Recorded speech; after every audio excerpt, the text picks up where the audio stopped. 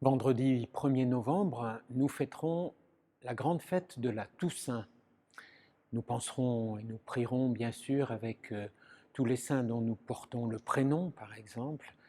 Nous prierons aussi pour les grandes figures de sainteté que l'Église nous propose comme modèle, depuis la Vierge Marie jusqu'à tant d'autres au cours des siècles, qui ont incarné l'Évangile, les béatitudes en particulier, puisque c'est la page d'Évangile qui nous sera proposée dans cette fête de la Toussaint. Heureux les pauvres de cœur, heureux les miséricordieux, heureux les artisans de paix, de justice, ceux qui ont donné leur vie jusqu'au bout pour l'Évangile. Bien sûr, il y a les grandes figures des saints.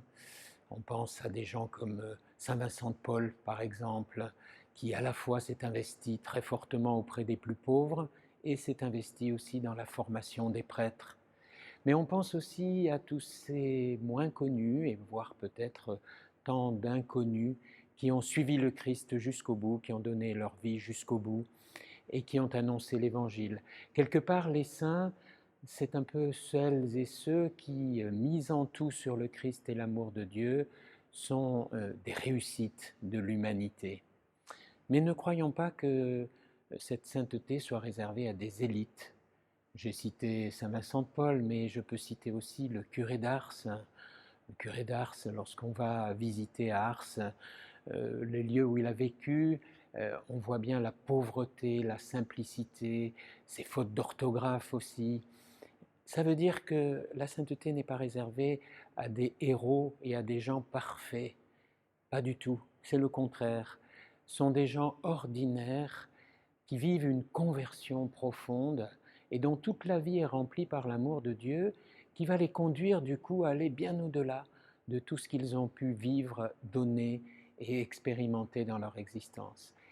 Ils sont ainsi des gens qui rentrent dans l'accomplissement. Vous voyez, c'est toute la différence entre la perfection et l'accomplissement. L'accomplissement d'hommes et de femmes simples, pécheurs comme vous et moi, mais qui vont avoir une vie complètement transformée, lumineuse, et qui sont pour nous des modèles et qui nous invitent, nous aussi, à ce chemin de sainteté.